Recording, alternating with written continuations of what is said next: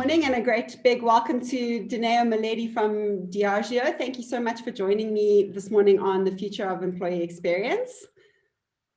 Thank you, Sally. I feel very privileged to be a host or to be hosted by you on this show. Thank you so much for inviting me.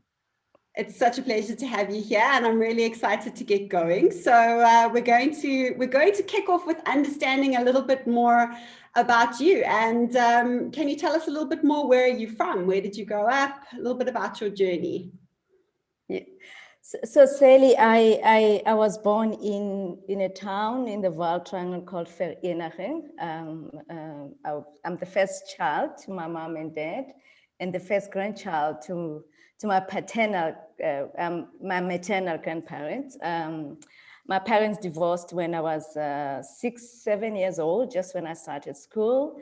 And I think one of the things that really that touched me was from that age, I just was touched by the fact of, the challenges that young children go through when their parents divorced. And I've always wanted and it was, for me, it was more from an emotional perspective, just how you carry that pain with you for a very long time. And initially, I thought that I'll be a child psychologist. So that's really what I did. I studied. I was very driven because I saw my mom struggle as a single mom. And I think in my head, I just told myself that that's not the life I wanted. I wanted more for myself.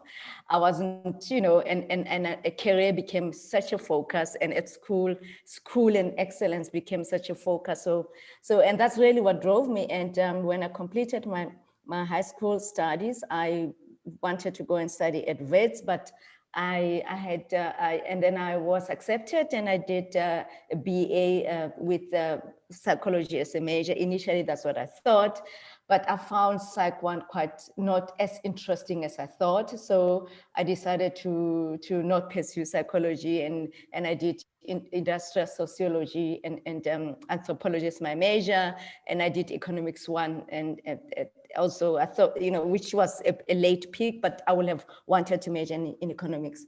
So when I finished then, one thing that really interested me while I was at Wits is that I really liked the whole field of industrial sociology, especially the union movement in South Africa. So I wanted to really experience what it's like to work with it, especially in the mining industry, which really became a catalyst of change. If you look at the NAM, which eventually became COSATU. So I was fortunate in that I got my graduate program with Anglo-American Coal.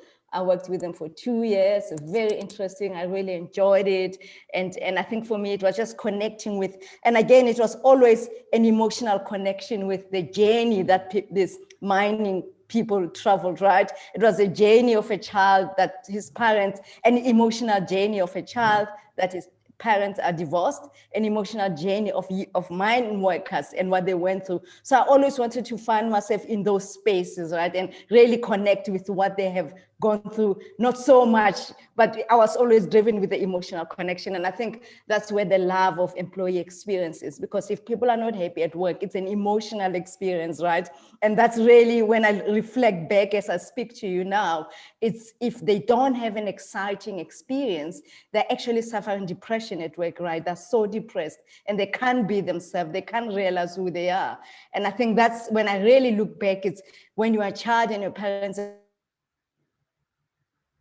shame that hangs around you even at school, right? Because you don't want other kids to know that. And what the miners went through in South Africa, it was a very heavy experience, right? That led them to drink and just destabilize their families. And when you get into the workplace, you realize also when you have a very oppressive leader, it's very much like an oppressive system that oppresses the miners, oppressive system where kids just don't have a say when parents divorce, right? They just have to take it and deal with it. So for me, it's an emotional connection more than anything. And that's why I know that when you experience an amazing experience at work, your spirit is set free, right? Your soul is liberated and you are able to be your best. And I think for me, that's what connects me to employee experience. And that's why I'm so passionate about it. journey at high school, at primary school. And, I used to do so well. I think I was in grade 1 and the teacher liked me so much. And suddenly all these girls did not speak to me, right? I was like isolated. And I know what that feels like. My spirit was also in that space, right? A child from a divorced family who other girls bullies. It was just such traumatic experience from a soul perspective. So for me, I see it as liberating people's souls for them to be their best. That's wow. Really You that's speak really with such passion. I can see that you absolutely love what you do. It's so awesome. Yeah. So that's how I see it. And I think once you can connect with it, I think for me, once I connect it with that way, I want to solve it, right? I want to not solve it in a sense of solve it, but from an emotional connection so that people can resonate it from the deep sense of who they are and really understand the impact, right, of what they're doing, right? It's as equal, when people the same as gender-based violence, is the same as any violence that's happening in the world, right? But it's at the soul realm, right? Yeah, absolutely. And would you say that that's kind of what's driving you today, is to forge those connections with and to help other people forge those connections at work? Yeah, that's absolutely it. That's absolutely. I mean, and it's not just when people